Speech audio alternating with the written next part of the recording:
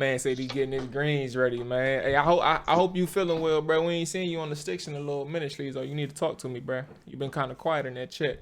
Welcome back to another episode, everybody of the Trap or Dive podcast. Appreciate everybody who ends up tuning in live. I know people are still gathering and stuff like that. And then everybody who's listening. Today we got I'm sure we got an all-star crew, man. My good boys, man. My former colleagues, because we all used to write for the Washington football team at some point in time. We all had our cross-ins, whether it's through the media blogs that we wrote for and stuff like that. Robbie and Manny, man, we missed you all last week. We missed everybody last week for obvious reasons. Bowie was acting really janky last week, and I have no idea how it even occurred or how things happened the way they did. Random day of power outages, which is wild. But anyway, Robbie and Manny, man, how are y'all doing tonight, man? I appreciate y'all sticking with us because y'all was supposed to be here last weekend. Y'all were definitely down to come back again this weekend and keep things as planned. How are y'all doing today, man? You go first, Manny. I'm doing good, man. I'm trying to stay cool. It's been a little hot out here in the DMV the past few days, so. Absolutely, bro. 90 degrees a day. Very humid. Yeah. I was outside I was driving to my training session at noon, and I was in a full sweat driving to my trainer session. Like it was crazy before I could even work out. But I completely understand, man. Robbie, how you doing, boss? I'm doing great, man. Just off for the summer, enjoying the working in the public school system, and enjoying the summer off. Personally, getting some good sleep in too. Getting some good sleep. How's the teacher's break is great. Oh my gosh. So I'm fairly new in this business too, or this industry, I should say. It's been a revelation. Pretty happy about it. well, talk to us, because I have a friend who's Well, first off, I'm sorry. We have Dre here as well. Like, I'm sitting here talking to the guests, like my boy Dre not in the chat with us, man. Dre, how you feeling, my brother? Everything good with you?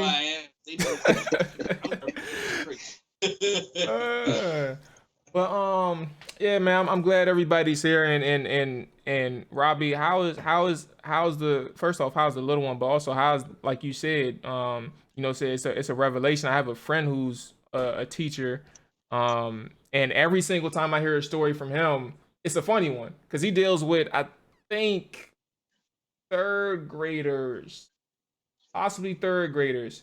And every single time I hear a story, it's about how they're annoying him, like in a good way, because everybody's just always trying to crack jokes or something like that, or just trying to be funny. And he just tries to talk about how he separates or like gets the girls or the boys from cracking jokes on the boys or girls, whatever, vice versa and stuff like that. But how's everything going for you? For me, I'm in middle school. I got the sixth graders mostly, and they bring the energy for me, which is awesome. I don't have to bring it as much. Okay. But I've enjoyed it. I've been working as a TA, slowly getting towards getting all the checks and boxes checked of being a teacher. But on top of that, I'm coaching at Western Branch High School, so that's been a lot of fun too. So just kind of working my way there, and I got my foot in the door at this point, so that's good. Absolutely. So how far do you want to take it, or do you even know yet? Which is actually really good, or no, not an issue at all if you don't know. But how far do you think you want to take that? The coaching part. Coaching thing, I'll let it take care of itself. I'm pretty happy with my current role. I'm just coaching the offensive line for the high school, and helping put my perspective into the offense and stuff like that, and just helping develop kids and be a good role model for them too. At the same time, teach them how to play offensive line, which is, I feel like, not getting taught well around the country. So I try to make sure my kids know what they're doing and get them going to the next level if that's what they want. Absolutely. So and before I get to you, Manny, I have one more question. Like, how is the mentorship part? Because I think mentoring, especially at that age, like middle school, high school, like the guidance part from the coaches too, like that's just as important as just simply teaching them how to play football. Like, have you dove into the realm of the mentoring side in terms of what the kids may or may not need? Like, is that something that you started working into, or do you feel even comfortable like talking to them in that aspect yet? I was talking about Robbie. My bad. Oh, me? Yeah. But yeah, I love being the mentor. You know, I feel like a lot of times they deal with too much formal adult interaction, right? Like they're worried about getting in trouble, stuff like that. I like being the big brother and really kind of being that person that's able to connect with them more than, say, the older people that in my line of work that, you know, have been around the block, and you know, they can be a little less lenient or as forgiving when it comes to certain things. And I like to be that person they can really, you know, like look for and talk to, and you know, me put my hand around their back or arm around their back kind of thing. I like that that ability with this line of work. Absolutely, man. I respect that, bro. I respect everybody like in that model. Just trying to, you know, raise people or just be that voice that people can lean to. Like that shit is important. Like in all aspects of life. A lot of people don't even realize that they need it until they hear it and like, oh my goodness, I didn't take this in from the people that's close to me, but this coach is telling me one thing. And I never thought about it from this perspective. Like that's you make a great imprint on those kids, like doing things like that. So Manny, my guy, last time I heard, first off, do you miss writing, man? Do you miss reporting on Washington? Like things I know you transitioned and you're an artist now. But do you miss the football side of things? Bro, I was out in the Great Falls yesterday with some friends, and we went to Burger 21 out in Dulles. And I was telling them, just reminiscing about always going out to Redskins Park, and I was like, man, I kind of miss it now. I believe it. But, you know, yeah, honestly, man, you know, I don't miss it as much because it was kind of daunting, you know, writing about a team that just wasn't doing well. You know, every week going and just seeing the team just lose and not put a, you know, good performance on the field. You know, it was tough, but I'm excited now to kind of sit back and I feel like I lost my, not necessarily my fandom, but just a little bit of my passion. Yeah. The years kind of like covering the team, I feel like I lost that passion. And so now with Ron Rivera and the new crew that's in, I feel like I'm kind of getting a little back into the groove of things. Rejuvenated, man. Absolutely. Yeah. So with the artist side, man. First, for those who aren't aware, Manny is an artist. He's a gospel artist.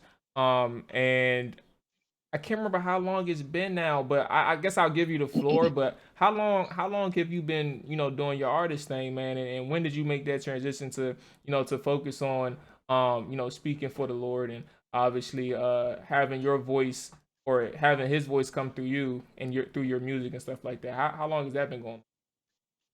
Yeah, man. I think my last season covering the team was 2017. 17. Yep. And then, you know, I just felt like the Lord was kind of calling me out of it. Grandfather passed away in early 2018. And so it took me a while to kind of figure out what like I needed to do with my life. And things are lining up now. I've actually just been hired as a worship pastor. So I'm Wow. starting that journey you know, this year. So yeah, man. Hey, I'm sorry. Are you excited, man, or is this like a nervous thing? Because it's okay. Look, trust me, it's okay to be nervous for something that major, but at the same time, you know, it's also it could be like a mixed bag of emotions. Like, how are you feeling with that? And where is it at? Talk to us. Where is it at? So the church is gonna be. It's called a Burke Church. It's gonna be in Waldorf, Maryland. Okay. One of my best friends, Nick Oliver, is only like 30 years old, man. And one of those guys is just like. He's white, but you would think he's black, and he has like this.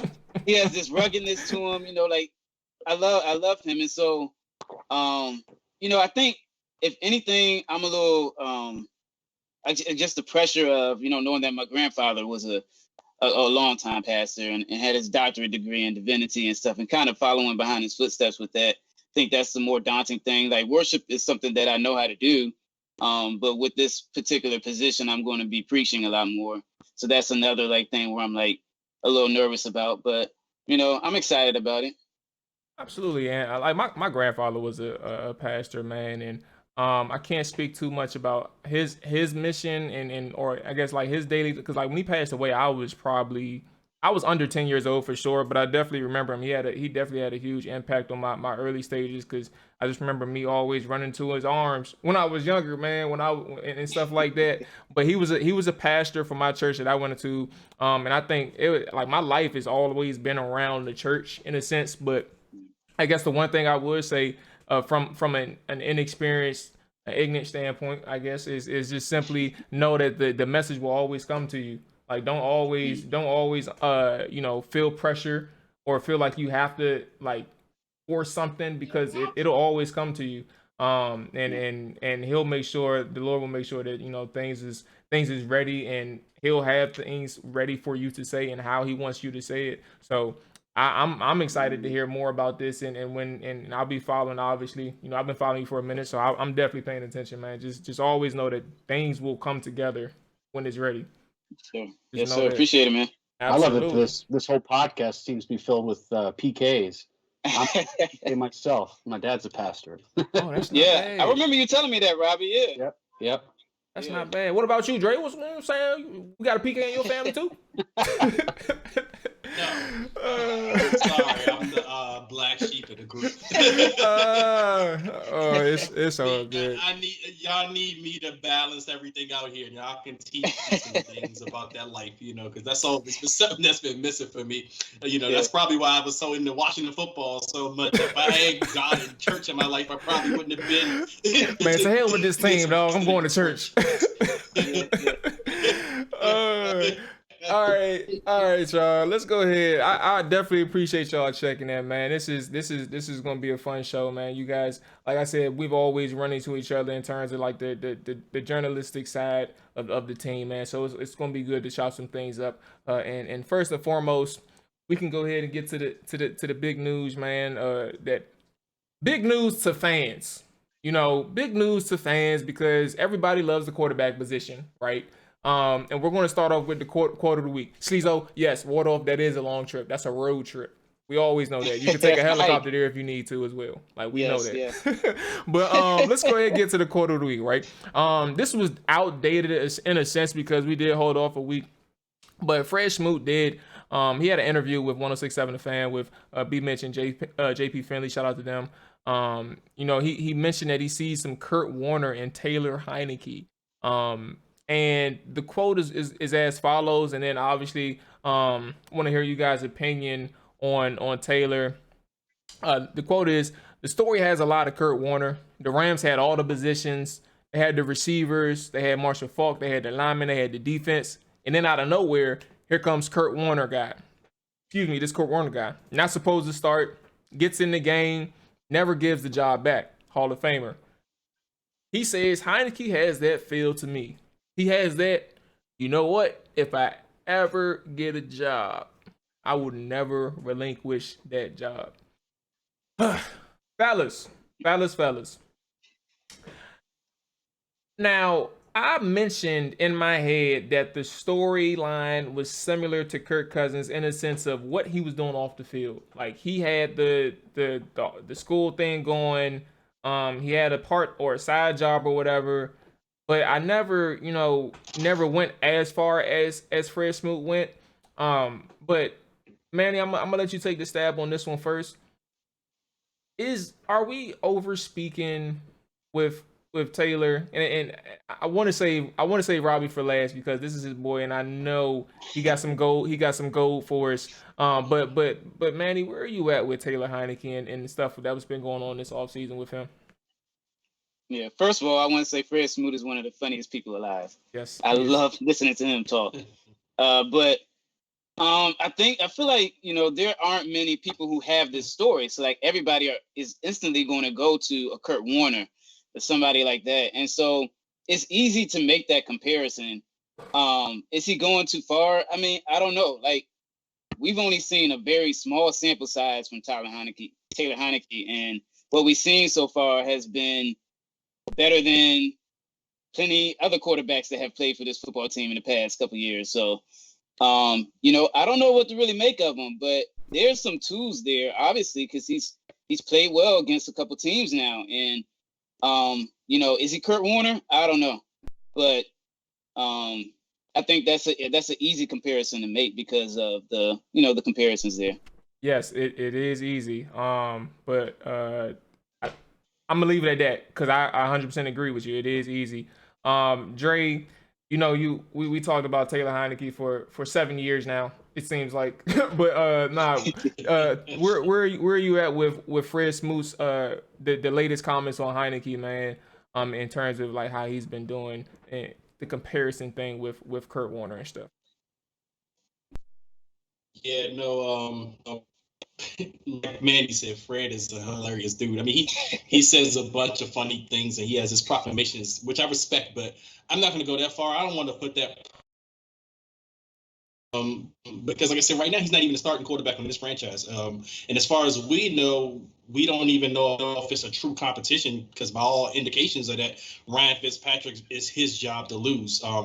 And I don't think that's a knock on Heinicke or anything right now. I just think that's where they want to go because they feel it's the safer option right now. But there's no doubt in my mind that Heinicke is the most intriguing option on the team because short stints that we've seen.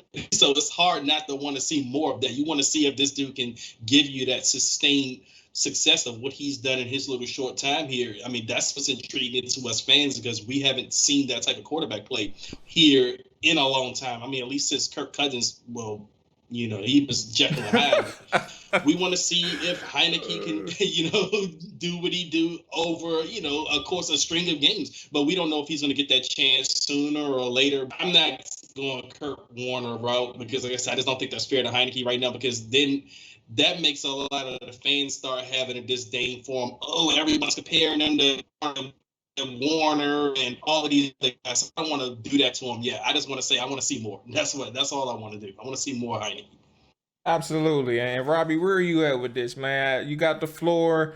I know like when we decided to, make this happen and have you on, I remember a conversation thread. I don't remember the genesis of how everything started. So if you want to enlighten the people on as to like what started the conversation, maybe. But obviously, you had some things you wanted to break down with Taylor. And like I guess is there misconceptions or is just like, there are arguments that just aren't really as strong. In your opinion, like where are you at with Taylor Heinicke in this entire situation? Muted, big dog. Muted. I think I'm muted because of dogs. Yeah, no, that's all good. I had to take my dog out the damn room. She's over here making a mess. I would be, where I am somewhat right now without being unpartial or, unbiased when it comes to players and my evaluations towards guys. So, I mean, obviously I would love for him to be the starter. That would be amazing because, there's a huge connection there. But I'm also one to know that it's not exactly, you can't rest everything on a 2-game sample of what he's done for Washington. He played a half for the Panthers game. He looked good in that Panthers game for a short time. And then he turned around and played against the Buccaneers and went toe to toe. I mean, let's be real. He went toe to toe with the defending world championship or world champions. And I understand his stint prior to that with the Panthers didn't work out, the Texans and all that, that it happens, injuries happen. He was not an injury prone person in college from my experience. He took hits, but he always popped right back up. I think it's a little bit of a freak thing. Like the injury, for example, he got with the Vikings in his rookie year was because of like he got locked out of his own apartment or something like that and messed his foot up trying to break through the window to get back into his apartment. It wasn't even football related. Like that was his chance. If that was the same time that Teddy Bridgewater got hurt, like he would have had a shot right then and there in his rookie year to do something, but because of the whole hurt his foot thing, it didn't happen. I would love to see it happen. Like he's a gamer. The way he was in that Buccaneers game or it was the Panthers game, I think, when he said, "That's what I do," right? Was it the Panthers game or the Panthers? That is what he does. Like from my experience, that is who he is. He was he was so good at taking what the defense gave him, smart with the football, knew when to scramble, knew when to slide. He protected himself very well. Again, these injuries that he got in the NFL games that he's played in, I can't speak too much on them. I know the shoulder dive for the touchdown against the Buccaneers. I mean, that's a very likely thing that could happen. You dive for a touchdown like that, and you're a little smaller frame quarterback. That's something that can happen. So Yep. I don't put a lot of stock in the injury thing. I think a lot of it was freak things. That said, I do think the starter going into week 1 will be Fitzpatrick unless he completely bombs in training camp.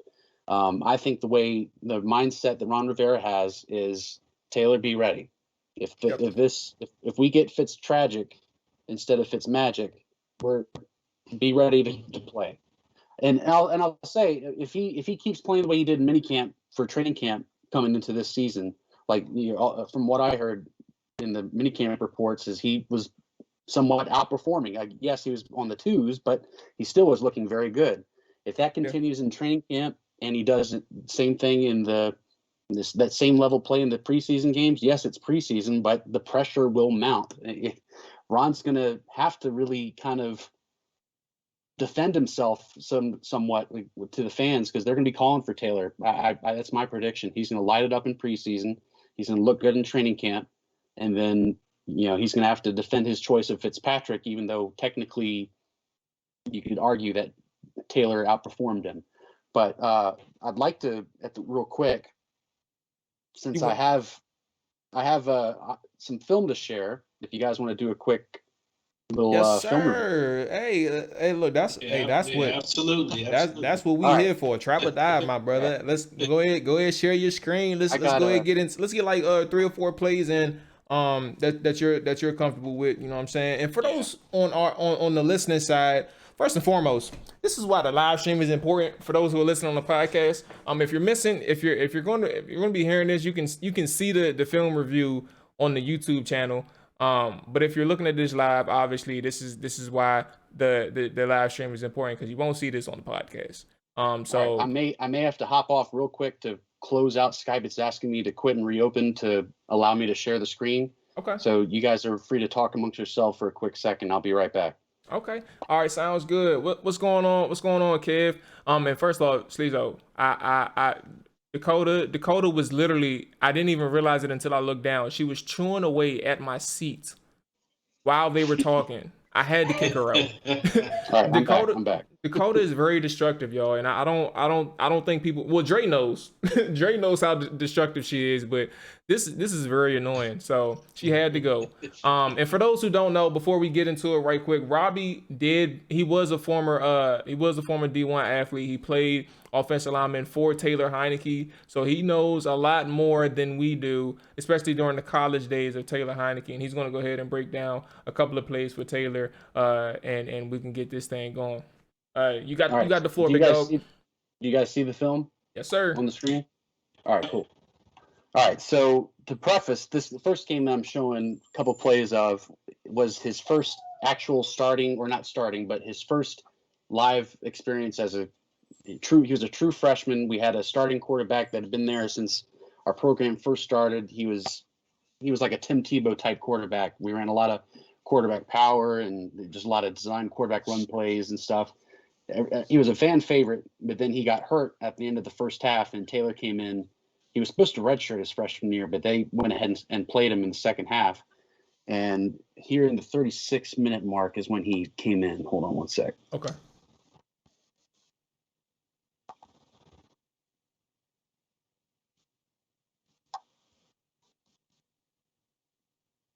All right. Do I need to do the full screen? Is it too small? We can. The stream looks good on my end, fellas. What does it look like for you all on your screen? Are y'all okay? It's fine for me. Okay. Yeah, I see it. I got a decent size of. Okay, cool. All right, so this was his first action as a quarterback. It wasn't a spectacular play here. It was just a quick little design dump off pass right to the flat. But it's right here. It should be this next play where already, even as a freshman, he showed that good way, his ability to handle pressure and to escape the pressure. And he, I think it's a nice little scramble play. It should be this play right here. Okay. I'm right there at right guard, by the way. With the OG white Robbie. sleeves. Yeah, Rob. Here it is. This UMass was a very heavy blitz team. They like to give you all kinds of crazy fronts and then bring pressure from everywhere. So yeah, this was a blitz. O-line gave up pressure up front. Hey, Rob, you got There some you quick go. feet, man. You got some quick feet, boy. Oh my goodness. I was decent. All right, so that was just one example of how he's able to. That looked similar to the Tampa Bay scramble, like the literal shoulder dip to scramble. Like that shit is very and that's identical. what I like about him. You can't teach it. You can't coach that. That's natural. Yeah. All right, so this next one is just a really beautiful deep pass. I can't remember if it was completed or not, but it should have been.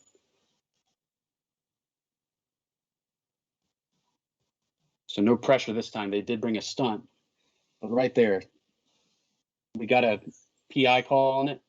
It was a really nice deep ball from a true. He throws a great deep ball, man. He's got touch. Yeah. Hold on. There we go. Let it play out.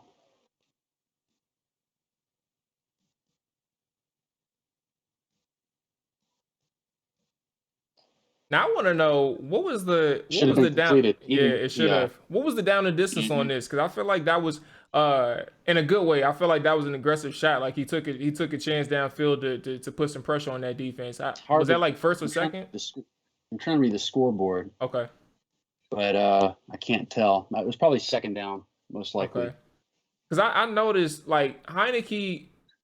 When I talk about Fitzpatrick, right, I say that he's selectively aggressive, which is like a fair way to put it, but Heinicke has no bounds. Like in the few games we saw him with Washington, or the couple games we saw him with Washington, it wasn't just he took that opportunity when it made sense to do so. If he saw somebody open downfield, he was throwing that jump. Like he wasn't hesitating. He threw it to Cam Sims. He threw it to who was I think it was just Cam Sims. Now that I think about it, and Logan Thomas down the middle, but it was mainly Cam Sims downfield.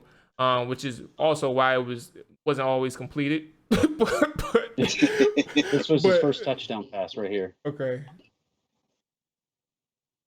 See this one. Let's bring it back a little bit. So second down, three-man rush. What's that, cover 4? I can't tell. Get a good look. Yeah. But we'll see it from this angle.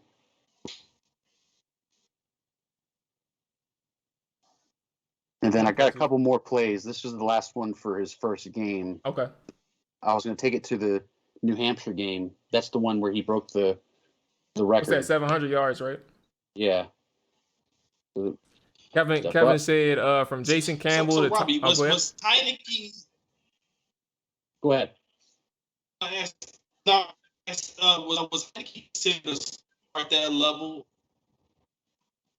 Yeah, I mean, right from the get-go, we had seen him in practice leading up to this moment where he finally played, where we were like, wow, this kid's going to be something else. I mean, he was tiny at the time. He was a freshman, hadn't put on the strength and the muscle and weight yet, but you could tell he had an arm on him and could do something with that arm.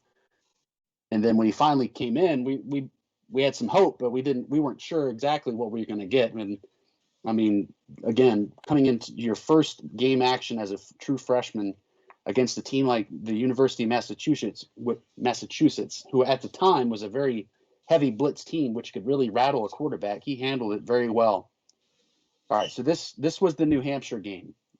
This game, I need to clarify, just give it some context. Okay. We were losing pretty bad. Like New Hampshire was really tough. They had a very good running back. They ran it down our throats. By the end of the second quarter, the score was 40-24, and New Hampshire was up. By the end of the third quarter, they were up 54-38. We ended up coming back and winning at the end of the game, 64-61. Taylor threw for 55 passes, or 79 passes, 55 of them completed, 730 yards, 5 touchdowns, 11 rushes for 65 yards, and 1 touchdown. that was his stat line from that game. So I just want to Wait, show you guys how many passing yards again? You said 730 passing yards. so. This man had over 800 yards of offense, or damn near 800 yards of offense. That is crazy. Oh my That was god! arena football. Right. All right, so this is it. This play right here may seem pretty familiar. It's not this play. The next play. I'll just let it. Okay. I'll fast forward. As you can see, we upgraded our camera system by the next year. Robbie, I was about to say this quality is 10 times better than the other game. Yeah. All right, so here we go.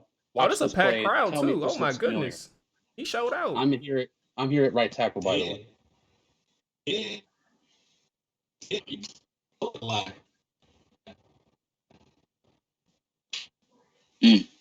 See it? Mm-hmm. Looks very familiar. Yep. That's his signature. So he says he won't do that if he wins the starting job or is the starting quarterback. Bull crap.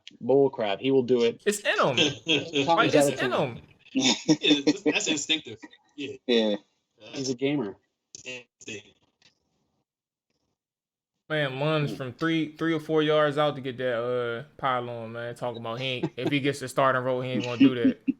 Hell out of here. All right. All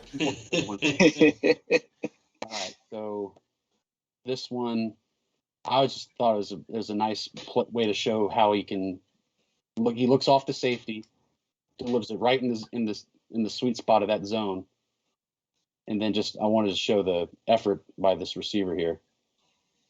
Hey, shout out number one, whoever he is.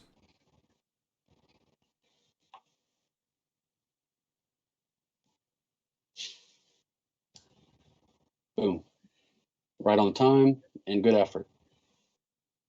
I use this play for coaching high school to show how you can get a touchdown with effort alone like that, especially receiver. And Absolutely. then skip ahead.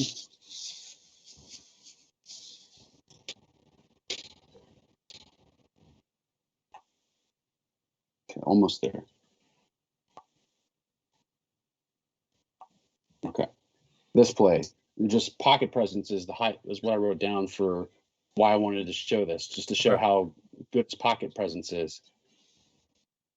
Nothing spectacular, right? He just did a little dump off, but steps up into the pocket. If he didn't step up, that would have been a sack. We've seen too many times here where QBs don't step up and they get sacked. Mm-hmm. A lot of our QB sacks here are on the QB and not the OL. Yep. Mm-hmm. So that's me right there. Look at you, Robbie. This was a tough game, man. If I showed you the whole game, you wouldn't be as impressed. They were very tough. New Hampshire was a very good team. So I would have. I mean, they got off to a good start too. So it's like they probably got the best of y'all early on, and then y'all They were settled teeing in. off on us. All right, one more real quick one just to show off his arm strength that some say is not there. Now I never believed that part because like when people say that, I don't know where it comes from, like in a sense, because only reason why I believe that is because when you see him throw downfield, most of the time it's an accurate ball. Like he's thrown some wild ones, but like if you're talking about percentage wise, well over 70% of them have been accurate. Like they've been touching the hands of receivers or getting near the receiver. So if you're talking about somebody throwing it 30 yards, 40 yards downfield, you don't need somebody to throw it 60 yards downfield. Like we don't need a Patrick Mahomes. Get the ball down 25 plus. See, this has good zip on it, and it's got touch to get over the defense too. Right on target. That was Dwayne Haskins. That would have been an INT. Oh my goodness, Manny! Tell me why Kevin is in the chat and he's saying he literally just spoke about Dwayne Haskins. He said Dwayne always had that 7v7 training rollout to the left. And he thinks that the DC said that they schemed Dwayne to roll out into pressure. And that's one of the things that they were talking about, the pocket awareness. So it's like, it's kind of crazy how you mentioned Dwayne and we're sitting here talking about how there was people who schemed Dwayne Haskins into making that mistake. which he really did. It's kind of crazy. Yeah. Like he defaulted Yeah. that rollout. Yeah. All right, that was all I had to share. But if you got a quick second, I wouldn't mind flexing my skills real quick. Hey, look, hey, Robbie, look, take Since I got the advantage film of up, might as take well, right? advantage of the opportunity, man. I told you, it's the first play. You look, he did it on purpose. Like he showed that first play to show off some quick feet. You know what I'm saying? So we can mention it. If there's any offensive lineman out there watching this, there's good technique stuff to watch here. Where is it? And while he brings that up, Manny, because I want to ask you all a question, right?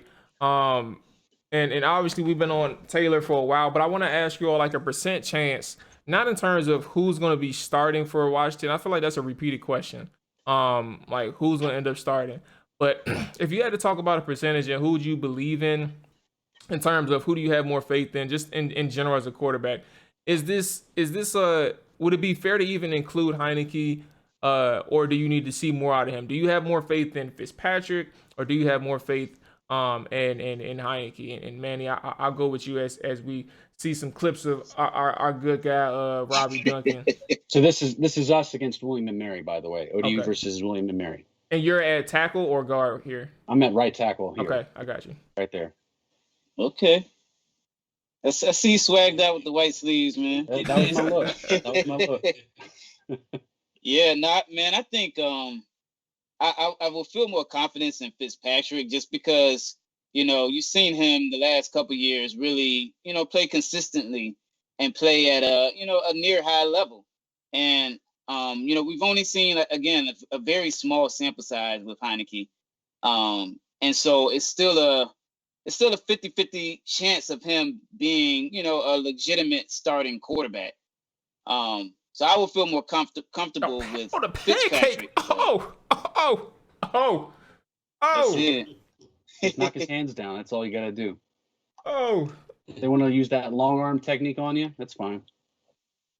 Use their momentum against them.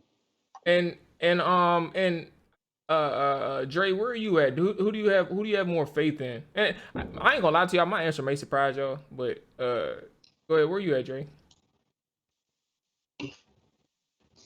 As far as the quarter, I mean, I like both of them. See, I don't want to make this a Taylor versus Ryan thing for me because That's actually I fair. do like Ryan Fitzpatrick. I mean, I think at worst, you know what you're getting out of Ryan Fitzpatrick, and I don't think he's necessarily going to be a team killer. I think he's slightly better than what we pay here, and that might not be saying a lot because you have one-legged Alex and Lane just completely. I do feel like he's going to be at least better than that. The floor is slightly better than those two, which is I'll take that with this team. But at the same time, Taylor, as I said before, he's the most intriguing QB prospect on the team because if all we haven't seen him go fall flat out in his face yet. So he's a guy I would like to see more of. I mean, if I had my choice, I would rather roll out into the season with him. But at the same time, I'm not upset with Ryan Fitzpatrick starting the year off because, like I said, I like both guys. And I do feel comfortable knowing if Ryan Fitzpatrick is starting and he doesn't perform up to the level we need him to, that we will get to see Taylor Heinicke. And I hope if he does get his chance, that he will be the season.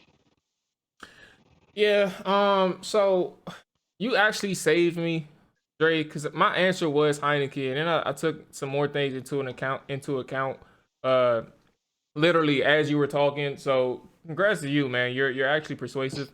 I think that like when it comes to Taylor, I think what I was going to say I believed in was more so his skill set in terms of what he brings to the table.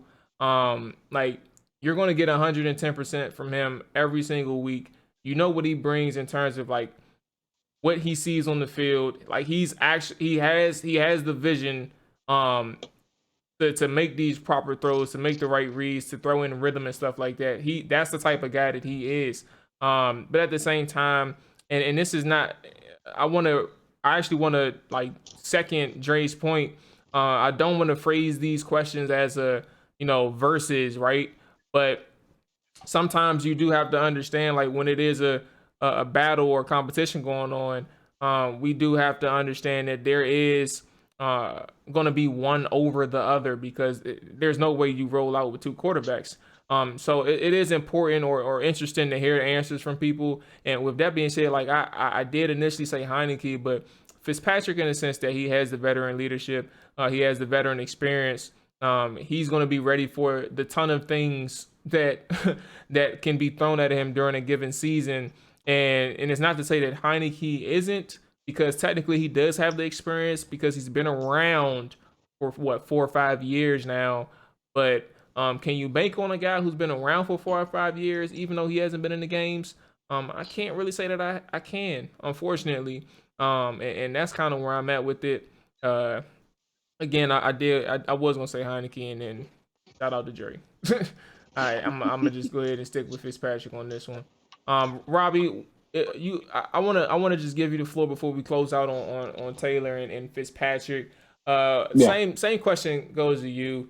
And obviously we're prefacing this. It's not a versus. It's more so of just understanding somebody does have to come out on top regardless of what we really think. And where are you at with this Fitzpatrick and Heinicke thing? Who do you have more faith in early on, at least at this point of the season?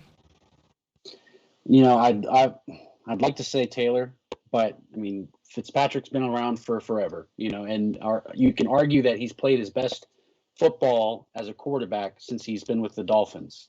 Maybe it was a fluke, whatever you want to call it, but he's a guy that's been around the block and he knows what it takes. Taylor is still relatively new in the whole grand scheme of things to this, right? He's been off and on here and there. The experience is not exactly what you want to bank on right away for the future.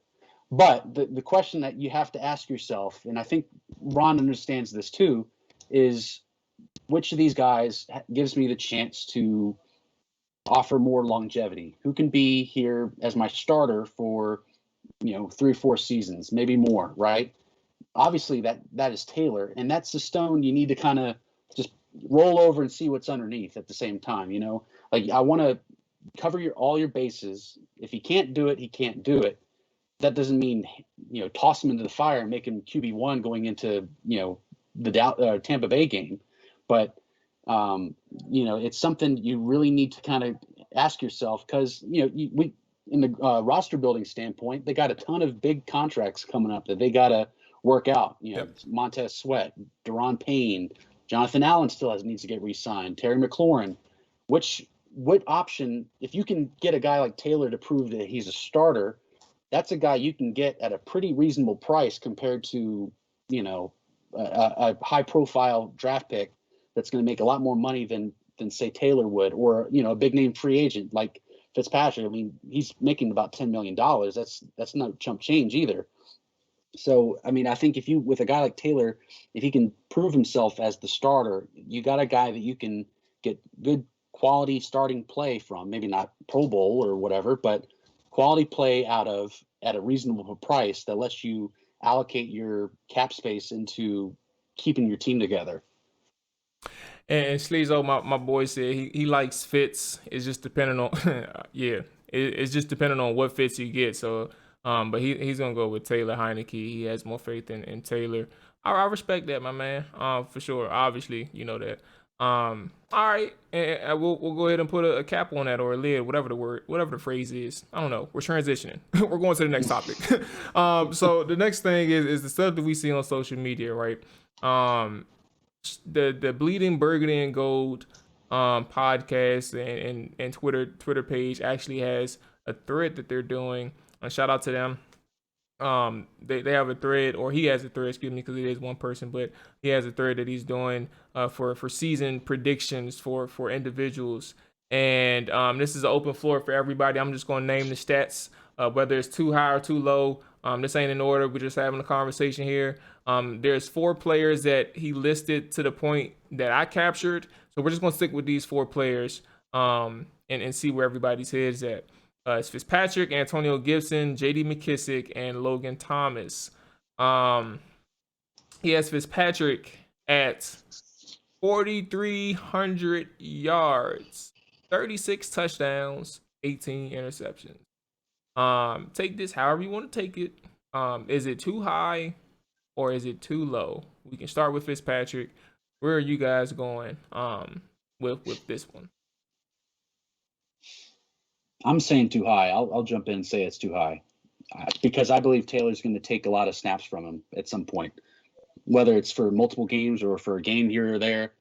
I think it's going to be, you're going to see a rotation between the two of them, kind of like with Tua and Fitzpatrick. That's my say. So Fitztragic is going to show face is basically where you're getting at. He's going to show up a couple times this season. It'll show up a couple times, yeah. Okay, all right. Well, who got next? Is this too high or too low? Did you say 36 touchdowns? Yeah, 36 touchdowns. 36? 18 interceptions. Yeah, that's too high. And I'm only saying that because I don't know if he's going to complete the season or not. But even if he does play 16 games, I'm just not used to seeing a QB here throw over 30 TDs. I don't even think Kirk Cousins threw over 30 TDs this whole time here. But if he does throw that high, I got to give Scott Turner some form of credit, because then that means he done ran a hell of an offense if we throw 36 TDs this year. Mm-hmm. But back in 1999. Yeah, I say it's too high. Okay. Yeah. Where you at, Manny? I'm gonna agree. I don't think that, I may be wrong, but I don't think there's a quarterback in franchise history that's thrown more than 32-ish touchdowns. I think that was Sonny Jurgensen. So I don't see Fitzpatrick topping that. Mm-mm. If he played a full season though, like the 4,000 yards, I could see that. Yeah. Because you got some dogs on offense right now that all you gotta do is pitch the ball to, and they're gonna take it the distance. So I can see him putting up yardage, but I don't know if he's gonna get all the touchdowns like that. I'm gonna definitely say a little too high. Too high. Now I can see like 4,100 yards. I can see about 27 touchdowns. I can see 27 touchdowns and probably like 13 interceptions. Like that's a humble stat line for Fitzpatrick. I think the thing is with Fitz, man, just his offense in general.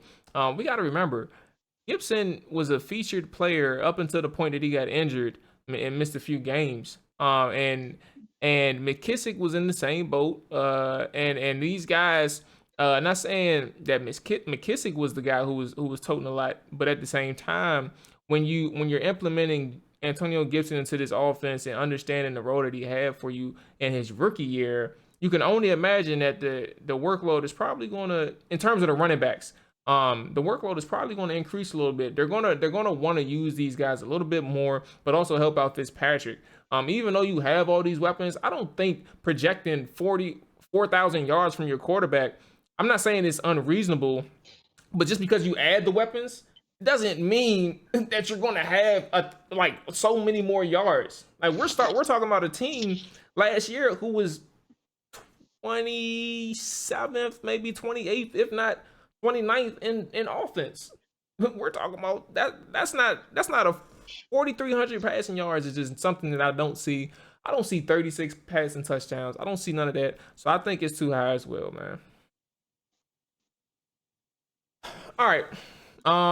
Gibson. If he does, that's a 12-win team. Yes. Yeah. 100%. If we get something like that, we're talking about 12 wins. We're talking about 11 somewhere between 11 and 13 and maybe like a 3 seed. Bye week. Yeah, arguably the bye week. So shoot, 7 teams now, so it's probably one team. I don't think we're gonna be the number one. But probably definitely home field for a good majority of the playoffs. All right, so Gibson, 1,150 rushing yards to be exact. 1,150. 450 receiving yards. Looking at the numbers, he didn't put down touchdowns, so I'm gonna just insert a number. I'm gonna say he had what, 10 last year. I'm gonna say 8 total touchdowns. No. I'm gonna say 9 total touchdowns. With those 1,100 yards and 450 receiving yards. Is that too high or too low for Antonio? Too low. I go too low. Yeah, too low. Hey, hold on, wait, Manny, why you say too low? I mean, first of all, I want to make it clear.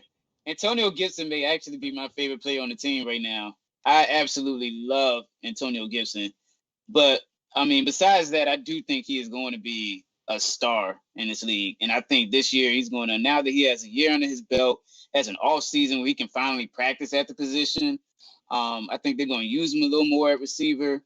I think the man is going to go off as long as he's going to, as long as he stays healthy, I think he's going to go off.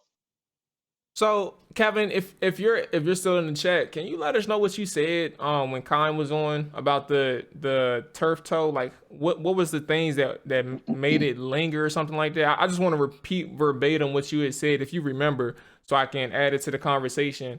And to your point, Manny, like I love Gibson and what he can do for this offense, but when I heard what Kevin said to comment about the turf toe thing, it kind of opened my eyes. Like, we're not completely out of the water yet with this injury, and I thought like turf toe was going to be pretty sweet. Like, it's something that you can recover in the off season for, but this thing can linger up to years. This can be around, and I'm not saying So he's saying turf toe can be. Well, I'll let you finish your points and then read them off, Kevin.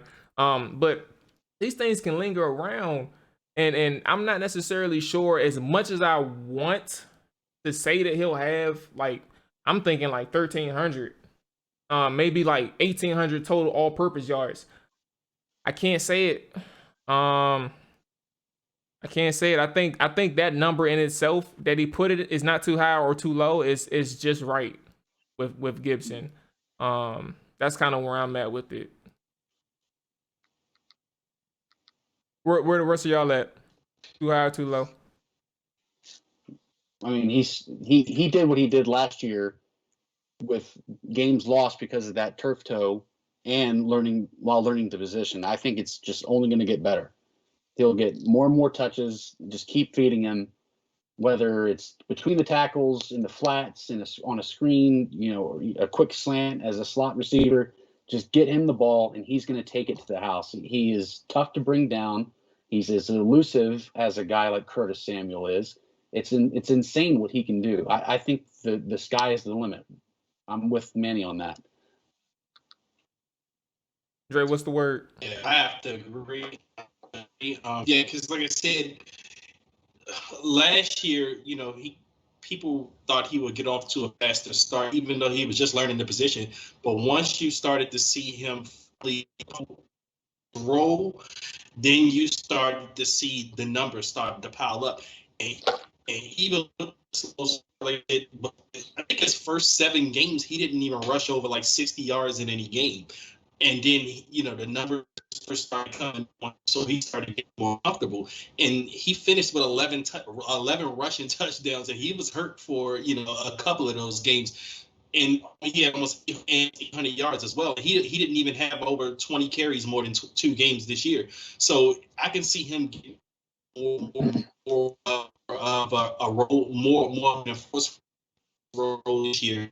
I can also see him a game as well. So I think his total touchdown probably can end up, if he's healthy, in the 13 to 15 range. And I could see around 100 rushing yards in this offense if he's fully healthy for 16 games. So you were, because I'm not, it may be a connection issue, Dre, but just to clarify, you said you can see 1,200 rush yards and somewhere between 13 to 15 touchdowns. Did I hear that right? Yep, 1,200 rushing yards, 13 to 15 touchdowns. Like I said, because he had 11 touchdowns last year, and he didn't even play in every game last year. So I think if he has a bigger role this year, it'll be more. Okay, so to be specific, what Kevin mentioned, turf toe can be a chronic issue. It can linger because you continuously use your big toe, I guess, your main balance point in your body.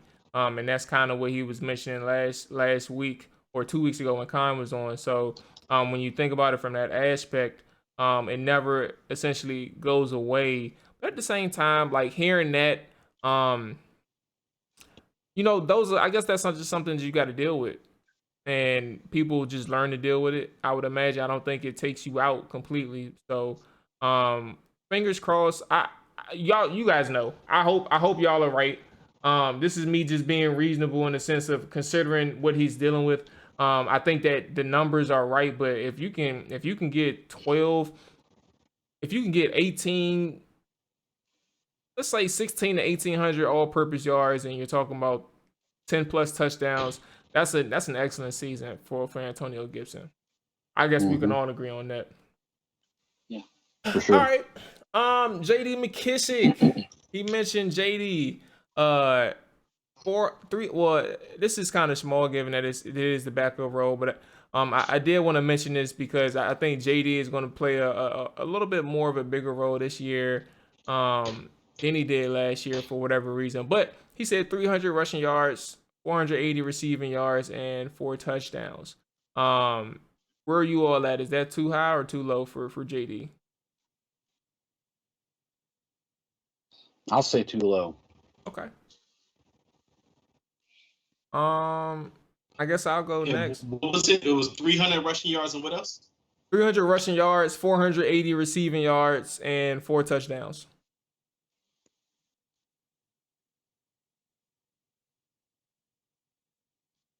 I'm gonna say it was I think 480 is probably too low. So I'm gonna mention too low in general. I'm thinking JD is a running back who's probably gonna be featured a little bit more now that Scott Turner found his groove and has the pieces in place throughout the offense. JD can probably get around, not too higher than 480, but we're talking about closer to 600 receiving yards. That's kind of how much he'll be implemented in the passing game.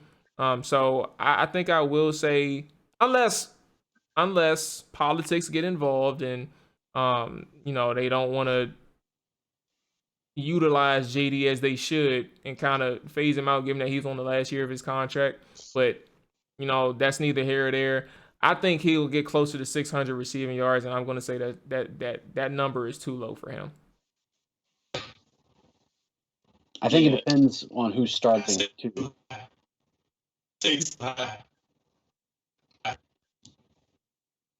Yeah, I'm going too high, and my reason is because last year,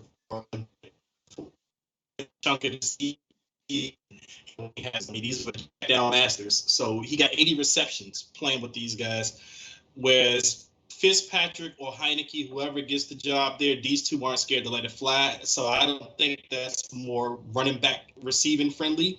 I think you'll see more guys, like especially when you got Curtis Samuel, you got Diami Brown.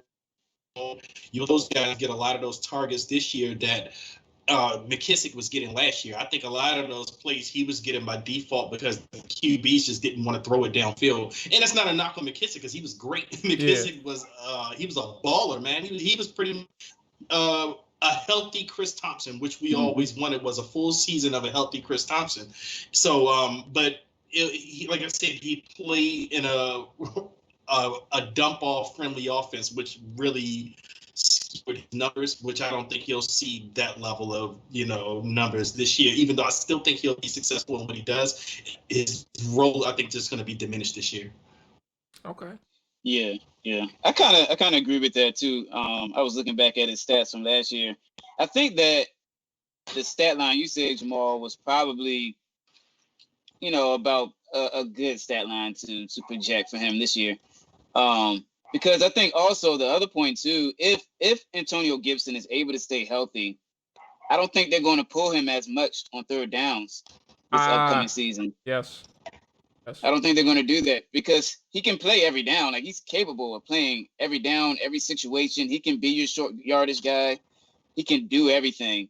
But I do think they're going to, one thing, a lot of reporters said last year during training camp is that they were constantly using the two backs.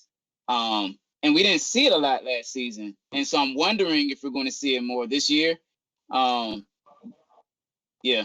Well, when they tried it early on in the season, and Dwayne Haskins just didn't know what he was doing. They definitely tried it, and then they did away with it. I think they went to the spread offense, right?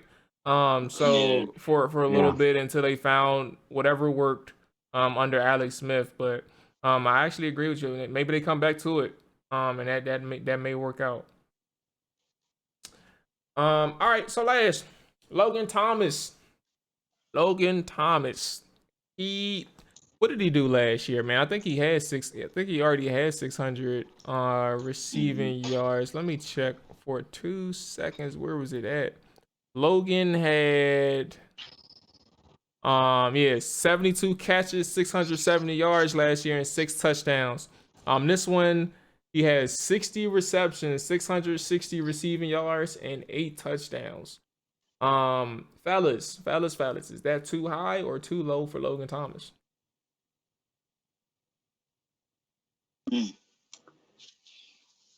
I think I'm gonna say, what was that? You said 600 yards? 660. Oh, 660. Okay. I'm gonna say that's not high enough. I think he's gonna ball out this year. I think you could see him putting up Pro Bowl level numbers. Like, I think whether it's Fitzpatrick or Taylor starting, I think we're gonna really see Logan kind of be that security blanket, that tall, big threat, or across the middle and down the seam. I think we're just going to see him continue to blossom and be a big time target for this offense. So I'm going to say it's not high enough. I think he's going to really ball out. Okay. Where the rest of y'all at with it? Wait, hold on. Time out before we start. When you say Pro Bowl level numbers, you're saying we're talking about like 900-ish yards on your end, Robbie? Would you qualify? Sure. No. I think it's pretty safe. Maybe his receiving yards won't be as high, but I think he'll get a lot of touchdowns. Okay. Like he'll get. I could see a lot of, like, maybe, let's say 3 catches for 45 yards, but 2 touchdowns on top of it. Small receiving yard stat lines, but he's going to be that guy in the red zone. And that chain mover on third downs too, that they'll look for. All right. That reminds me of the one tight end. Oh man, this sucks, but it reminds me of that one tight end in Cleveland who came out of nowhere and had like 12 touchdowns in a year, and then just went away at the snap of a finger. I'm gonna look for him now because it's gonna be on the top of my head, but I'm gonna let y'all continue. Whoever wants to take the stab at it next, well, I'll look up this guy. Yeah, I was gonna say, for me, I think I would agree with where they have him. But what I do think about Logan is that I think everyone will view him as more impactful this year. Whereas last year, you kind of throw away a lot of what he did because you were like, oh, well, he was one of the few receiving targets. I think he'll have around those numbers that you listed, but I think they're going to be more impactful numbers because I think it's going to show up more. Like, it's going to be, the touchdowns are going to be big because he's going to be, a good target. But the thing is, I can't see his numbers going up in a sense just because, like I said, you added Diami Brown and Curtis Samuels to the offense, so you got more of it to spread around. But I do think that the general public will view Logan Thomas as a more impactful tight end this year, and he may even hop in the bottom, top 10 to 12 tight ends. You might see him hop in that range. Shout out to the guy Gary Barnidge, man, out of the former Cleveland tight end. You know what I'm saying? He didn't get no higher than 242 yards before his 2015 year. The man racked up 79 catches, 1,000 yards, 13 yards of reception, and 9 touchdowns. Like, that was incredible, and we hadn't heard from him after that at all. Who was the QB for Cleveland that year? 2015, Josh McCown and Johnny Manziel. Yeah, and it's crazy because I'm looking at the numbers, and Josh McCown was 1-7, but he had 12 touchdowns, 4 picks, and 63% completion. I'm trying to figure out how the hell did they lose games. It had a lot. They had a lot going on. Oh my goodness. But yeah, for me, I guess I'll go right quick. I think I'm gonna say too low. I think the receiving yards is probably accurate for him, but I think, Robbie, to your point about the touchdowns, I think that's kind of where we're missing it.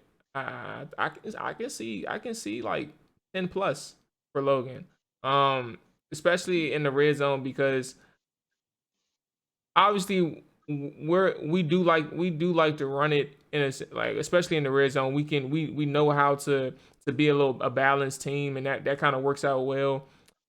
But when you're talking about the tight end space and what Logan showed last year in the red zone, and just the ability to use his body as a weapon in itself, like he doesn't really get open off route running, he doesn't get open on speed.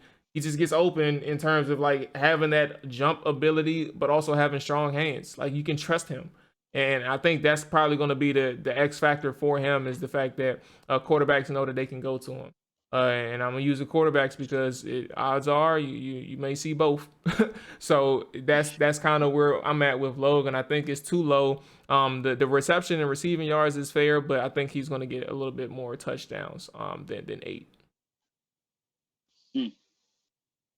Yeah, I think y'all may have convinced me to go a little up, because I was going to say that's about right for him. But yeah, I do think Fitzpatrick loves tight ends. You know, Taylor Heinicke, I think, is not going to be afraid to throw the tight ends. But I tell you what, if he's going to put up stats like you guys are talking about, they better go ahead and re-sign him now, or it's going to get really expensive. Hey, that was a topic today on radio. Didn't Gesicki's, or however you pronounce his last name, for Miami, didn't his numbers shoot up a lot with Fitzpatrick at quarterback? Mm-hmm. I think he pretty much jumped up a whole nother level. I think so. Dude, I can tell you in 2 seconds, but you might be. Oh Lord, he is not on the team right now. I gotta go back a year.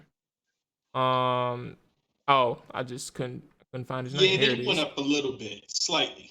Yeah, okay. I'm looking now. He didn't get more targets with. Yeah, it was 89 targets 2019, 85 in 2020. But he's had 50 catches both years. But he went up in yards per reception this year. So he was used a little bit more vertically in 2020. So I guess that's the role that maybe Fitzpatrick played. It's hard to evaluate, man, because they just didn't they used Tua so much. It's kind of hard to evaluate that just off the top, looking at the numbers. All right. So let's go ahead and close this out with a little a fun conversation right quick. Right, we're gonna go ahead and focus on the Washington Football Spotlight. This is from Pro Football Focus regarding Antonio Gibson. The quote is as follows: Gibson already finished with the top 5 PFF rushing grade in just his first year at this level. Gibson is an excellent ball carrier and has yet to be fully exploited as a receiving weapon, given his background playing a position in college. And that's the kind of opinion that Pro Football Focus had on Antonio Gibson last year heading into this year. The question for you all, again, this is open floor, so anyone who wants to take the stab at it first can. Excluding Chase Young and the defensive line, is there any player on the team who has potential to be in the top 5 of their position group this year? And I guess we can do skill position. No, you know what? Floor is y'all's. I'm not even going to limit it. Is there anybody on this team who has potential to be top 5 at their position group this year, excluding the defensive line? I would say Antonio Gibson, but I'm going to move off that. I'm gonna say William Jackson. That's a good one. Why do you think William? And that would be really good if we had a top 5 corner given the situations last year. But why do you think William? I think this is a perfect system for him. I think they have a perfect system in mind of him being able to play a little bit of press bell, get his hands on some receivers, a little physical. I'm excited to see him in the system. Sorry. We got the little one joining us. You know, she's about to talk some Washington football after Manny get done breaking down some William Jackson. But go ahead, say what you're saying, Manny. Yeah, no, I think that I think they have a good scheme for William Jackson where he's going to be able to play a little more press. I think they're going to be able to. I think with this defense, with the front line, he's going to be able to attack more balls, be able to just be a little more physical. I think he was already, to me, a top 10 cornerback with the Bengals. He's just going to have an even greater opportunity with that front four and that back end, the way that they what I'm anticipating them playing this upcoming season. Where y'all at, Robbie or Dre? Is there anybody on the team who has the potential to be top 5 in their position group? I'll say Terry. You know, Terry's getting a lot of respect, but top 5 would be a huge change in his stat numbers and national respect as a receiver in this league. So I'll say Terry. You know, he's going to get his deep shots from Fitzpatrick, and what if it's Taylor that's throwing the ball, he's going to take his shots too. He's not afraid to throw it deep. So I think we'll see. You know, I think we're really going to see Terry's numbers skyrocket too, because he's going to get his chances. He's going to get his opportunities to show what kind of player he is, even though, you know, he's done that up to this point. But we've all seen the poor quarterback play that's really kind of held the offense back as well. So whether it's Fitzpatrick or Heinicke playing at quarterback, I think we're going to see a great overall season from Terry and get even more respect for the caliber player that he is. Okay. And Dre, where you at with it? So I like Manny's choice of William Jackson. I would have definitely said him, but I'm gonna go with a bolder choice and say Cam Curl. I think he has the potential to be a top 5 box safety. He was through the. I mean, just hearing him talk about how he can diagnose plays, and you've seen it last year on the football field with him, that he's able to, you know, step in anywhere they want him. Like before Landon Collins got hurt, I remember they played him closer to the line of scrimmage, and he was just making plays all around the ball. And then when Landon Collins got hurt, he took over full time for Landon. He showed some ball skills they be able to play, like that pick 6 he had against the 49ers. So I think you'll see him, you know, with another year under his belt. I think he has the potential to jump in that top 5 category for strong safeties. Hey, now I was kind of torn with Terry. And the reason why I was torn with Terry is like when I did the counting of the top receivers in the NFL, it would be extremely hard to overcome a few of them. Like, and that's no slight to Terry, but and I guess it may be my fault that I'm underestimating like how good Terry can be. But I just found it like one of the questions that popped into my head was, I'm gonna ask you all, because as you can see, I probably don't have an answer, but I'm gonna ask this question, and this is my response to the question. Is it possible, because Terry would have been my guy, is it possible that it doesn't matter what we saw with Terry in the past couple seasons? Like we say that, you know, he's done these numbers with all of these quarterbacks. Imagine if he had a good quarterback, right? What if we saw Terry at his best, even if he was to get a good quarterback? And that's not a knock, because Terry is still a really good receiver. But what if we saw his best, and we're thinking that if he had a better quarterback, his numbers would go up? But what if they just stayed the same, which is still like an 1,000-yard receiver? That's not a knock again. But like, what if we did see his best, even if, you know, he didn't have, or even if he got a better quarterback or a competent quarterback? Because technically that's what we'll be getting this year. We will be getting a competent quarterback at the very least. So that's my question in response, is because Terry would have been my guy, but I'm not entirely too sure that Terry would be even better if he were to get a better quarterback.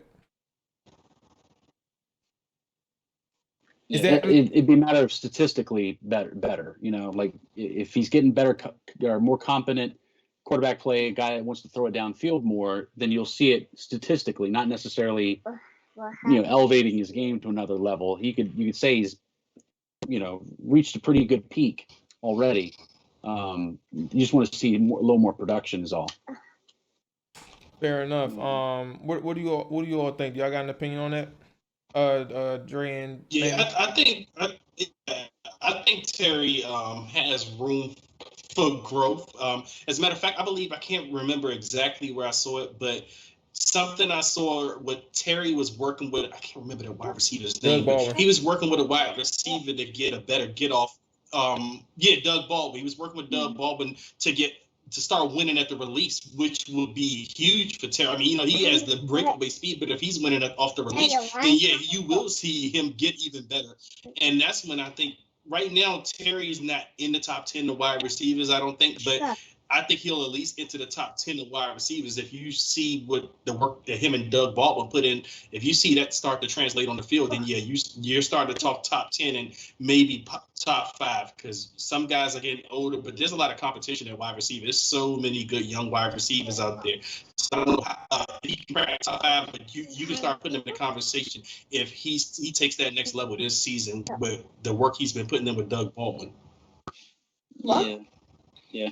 I agree. I have some opinions of Terry McLaurin that I don't want to go too deep on because I know I would get on a tangent. But I feel like. What's that, Miss Grant? Sorry. No, you're fine. No, I feel like Washington has added receivers that do what I feel like Terry McLaurin is not so great at. So, for example, De'Ami Brown, I think one of Terry's weaknesses, and maybe his working out with Doug Baldwin would help him with this. I would lean to it, maybe not, because I feel like, so I'm talking his downfield, like outside the numbers, receiving ability.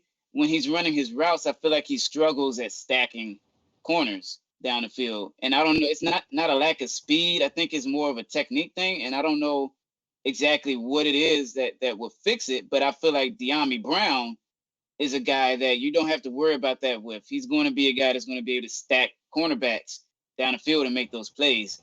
And then you have Curtis Samuel, who can do some of the small things that McLaurin could probably do, but he's a little more quicker at it. So I think you have these two ingredients now, which will free Terry up to do what he's best at, which I feel like are running those bang gates and playing, more so in the middle of the field. I think that's what he excels at. And so I guess on the flip side of that, you could say that he could actually step his game up because he's going to be more in his pocket instead of having to do all these other things that he's not so great at doing. But at the same time, for me to consider somebody a top 5 receiver, I feel like you have to be a dominant X. Like you got to be a dominant guy who can get downfield and, stack defenders and stuff, which I feel like he's not that great at. But at the same time, I think his numbers could go up just because you have guys that are going to kind of, help him out a bit now. I feel like that was probably the most fluid and best response that you can give to a question like that. And something that I didn't even think of in terms of perspective wise, like adding the pieces around him to help the core, like have a solid core all throughout versus relying on that one person to do multiple things. You have multiple people to do multiple things. And I think that's probably the best way to look at it, especially for this offense. Okay. I that was a really good answer, Manny. Fellas. I know we all got things going on.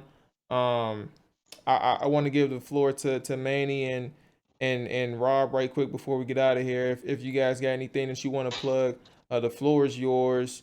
Manny, I know you got some things going on, especially with your music and ministry. Let the people know how they can reach you, and what you got going on, boss. Yeah, man. You guys can follow me on Twitter. I still talk mostly football on Twitter. Manny_Benton. Appreciate you guys having me on as always. I have an app called Grafted, so check that out. Oh, nice. Yeah, man.